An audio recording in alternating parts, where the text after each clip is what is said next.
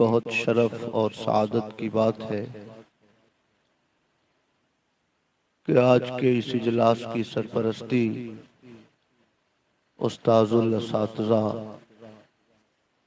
उस्ताजुल उलमा, मखदूम गिरामी कद्र हुजूर नसीर मिल्लत साहब क़िबला मुद्दज़िल्लुहुल आली फरमा रहे हैं। थोड़ी देर के बाद आपके बाबरकत हाथों से दस्तार बंदी की पाकीज़ा रस्म अदा की जाएगी। 15-20 मिनट के लिए मैं आप हजरात के बीच में आया हूँ। चंद बातें अर्ज करके मैं आप हजरात से रुखसत होता हूँ। दुरूद शरीफ पढ़ें। अल्लाहुम्मा सल्ली अला फैज़ान इल्म। अगर कमा हक़्क़ुहु स्टेज पर मौजूद उलमा में किसी को मिला है तो वो बिरादर मुकर्रम हजरत मौलाना मुफ्ती रहमत अली साहब मिसबाही को मिला है।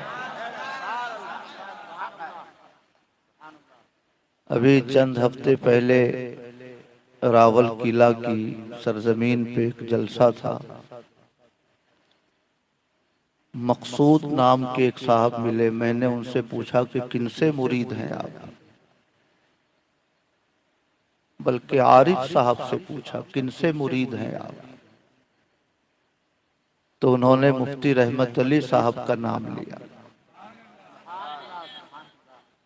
तो मैंने उनसे कहा कि बड़ा साफ सुथरा दामन आपने थामा है, मजबूती से थामे रहिए। आम तौर से लोग बुढ़ापे में जब पीर बनते हैं तब नमाजों की पाबंदी शुरू करते हैं।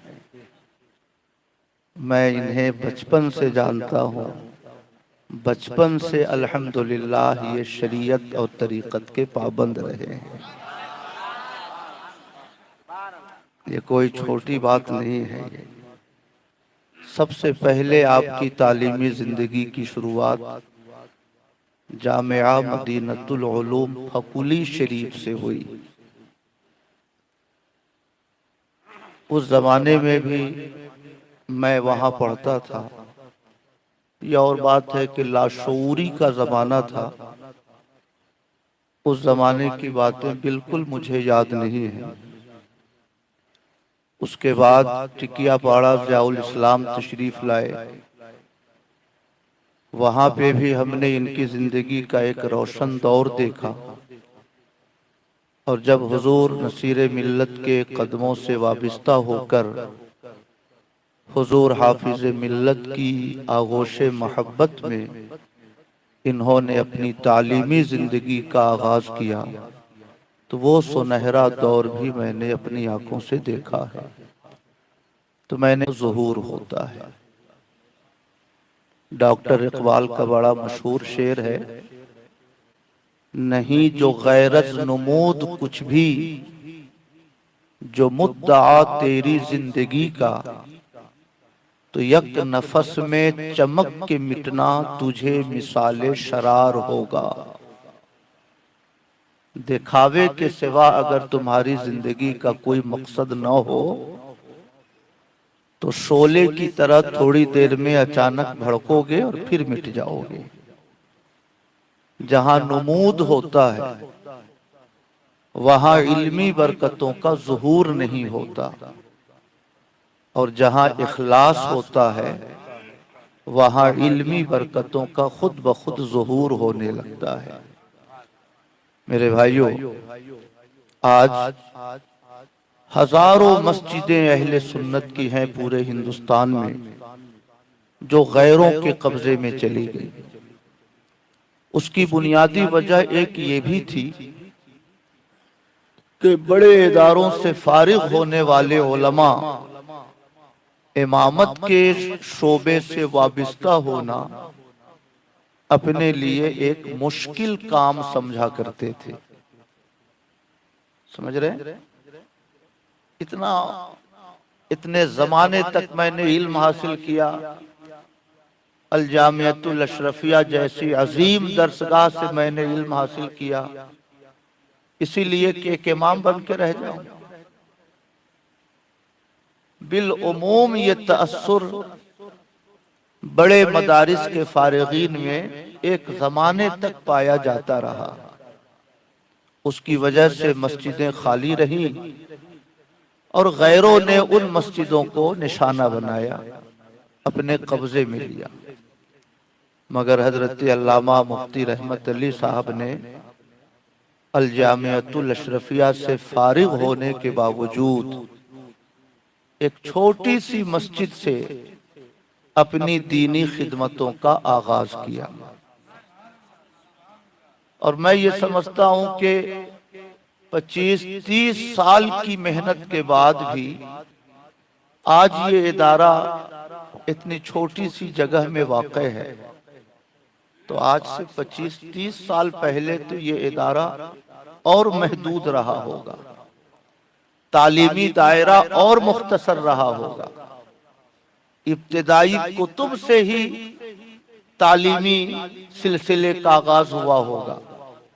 मगर एक छोटे से मकतब से, एक छोटी सी मस्जिद से वाबिस्ता रहकर पूरे बंगाल को अपनी तालीमी खिदमतों के दायरे में समेट लेना, ये सिर्फ हुजूर हाफिज मिल्लत का फैजाने करम है।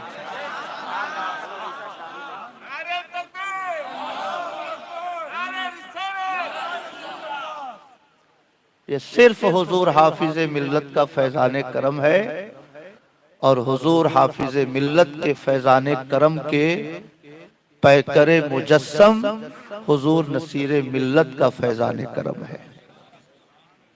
मेरे भाइयों, आज अल्हम्दुलिल्लाह कलकत्ते की सरजमीन पर किसी भी किस्म की दीनी, मजहबी और तालीमी खिदमत का जब तज़किरा होता है तो हजरत अल्लामा मुफ्ती रहमत अली साहब का नाम उस सिलसिले में जरूर शामिल रहता है। सुभान अल्लाह। अल्लाह पाक इन खिदमतों को कबूल फरमाए और पूरे सूबे बंगाल को अल्लाह पाक सुन्नियत की बहारों से आबाद फरमाए। दुरूद पाक पढ़ें। अल्लाहुम्मा सल्ली अला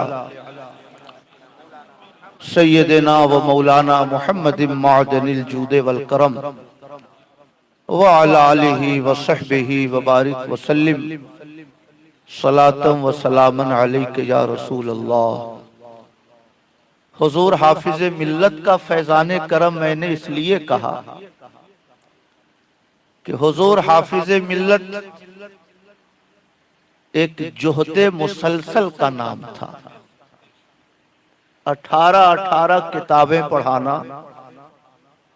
जिसमें सबसे छोटी किताब शरह जामी होती थी, शियों से मुनाजरा करना और रात जब ढले तो मुसल्ला बिछाकर नमाज तहज्जुद के लिए खड़ा हो जाना, फज्र तक अल्लाह के जिक्र में मसरूफ रहना, फज्र की नमाज के बाद अपने हाथों से बादाम को पत्थर के सिल पर पीस कर दूध में डालकर पी लेना और फिर कुरान मुकद्दस पढ़ते हुए अल जामियतुल अशरफिया की तरफ पैदल चल पड़ना,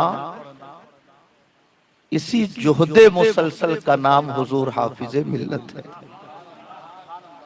सुभान अल्लाह। आज अगर हम 1 घंटे की तकरीर कर लें तो पूरी रात नींद की नजर हो जाती है। अगर किसी से घंटे 2 घंटे का मुबाहसा कर ले, कई दिनों तक ज़हनी एतबार से हम थके रहते हैं। मगर अल्लाह ने क्या शान हुजूर हाफिज मिल्लत को अता फरमाई थी। दिन दर्स में गुजरता था, मगरिब के बाद शियों से, वहाबियों से मुनाजरा होता, उनके रद में तकरीरें होती।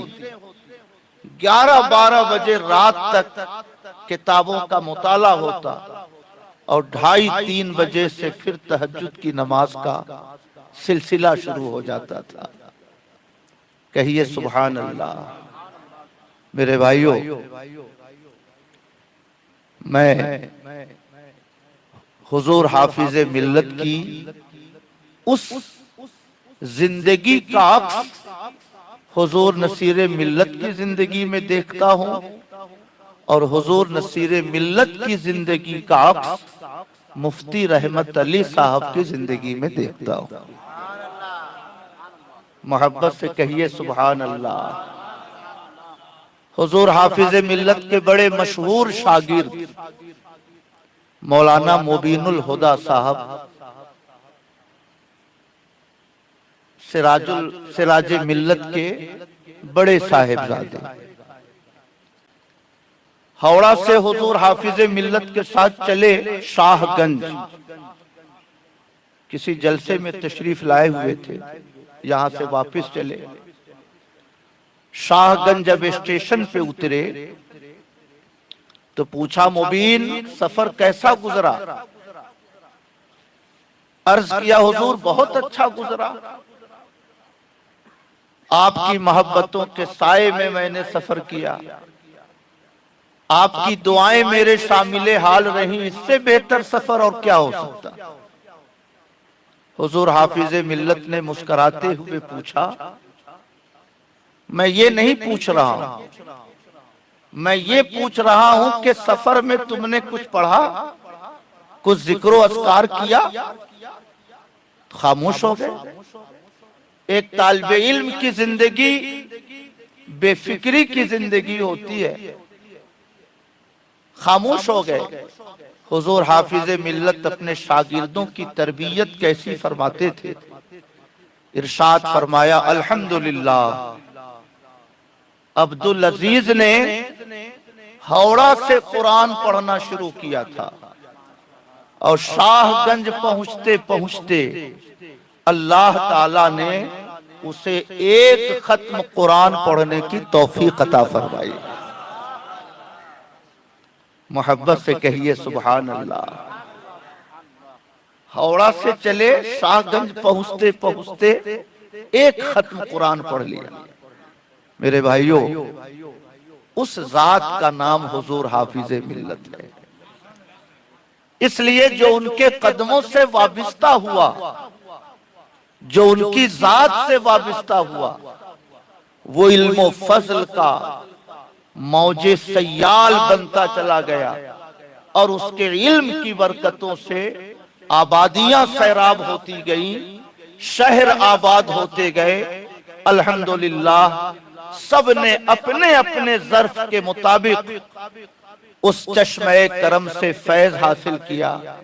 अल्लाह का शुक्र है कि हमारे दरमियान भी चंद शख्सियतें ऐसी हैं जिन्हें आप हुजूर हाफिज मिल्लत के फैजाने करम की अमली तफसीर कह सकते हैं।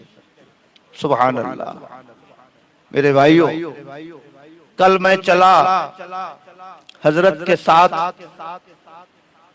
दुद्धि नगर से ट्रेन पे बैठा। उससे पहले होली की शब थी, ठीक से मैं सो नहीं सका था, तो मेरा अक्सर वक्त तो सोते हुए गुजरा, मगर जब कभी पर्दा हटा के देख रहे हैं तो सुभान अल्लाह, हुजूर हाफिज मिल्लत की उसी रूहानी तरबियत का असर मैंने अपनी आंखों से देखा। सुभान अल्लाह। कभी किताबों का मुताला फरमा रहे हैं, कभी अल्लाह का जिक्र फरमा रहे हैं। मैं ये तो नहीं जानता कि क्या विर्द हो रहा था, मगर मैंने हुजूर हाफिज मिल्लत के जलवों को हुजूर नसीर मिल्लत की शक्ल में ट्रेन में चलते हुए देखा। मोहब्बत से कहिए सुभान अल्लाह। मेरे भाइयों, आप में से जिन लोगों ने मुफ्ती रहमत अली साहब को देखा हो, अल्हम्दुलिल्लाह, ये भी खाली नहीं रहते, है ना।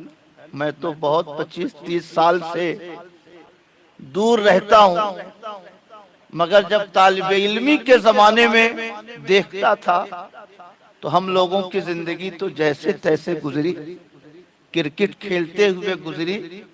मगर अल्लाह का हजार करम हजार शुक्र कि उस जमाने में भी सरकारे नमाजी अलैहि रहमा के दिए हुए वज़ाइफ को आप बहुत पाबंदी के साथ पढ़ा करते थे। और आज अल्हम्दुलिल्लाह उन्हीं की बरकतें हैं कि पूरा बंगाल आपके इल्म फजल से अल्हम्दुलिल्लाह मुस्तफीज हो रहा है। हुजूर नसीर मिल्लत से मैंने पूछा, हुजूर हाफिज मिल्लत ने आपको किन वज़ाइफ की इजाजत अता फरमाई? तो फरमाया कि 500 बार दुरूद शरीफ पढ़ने की इजाजत अता फरमाई, 500 बार। फिर फरमाया कि उस जमाने में चूंकि पढ़ने पढ़ाने का सिलसिला था, इसलिए आपने महसूस किया होगा कि अगर बहुत ज्यादा